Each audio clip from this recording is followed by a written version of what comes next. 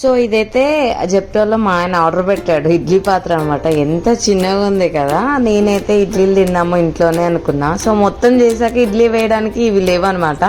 So అప్పటికప్పుడు మా సూర్య జెప్టోలో order పెడితే ఎంత చిన్నగా ఉన్నాయి, నేను ఎప్పుడు చూడలేదు ఇంత చిన్నగా.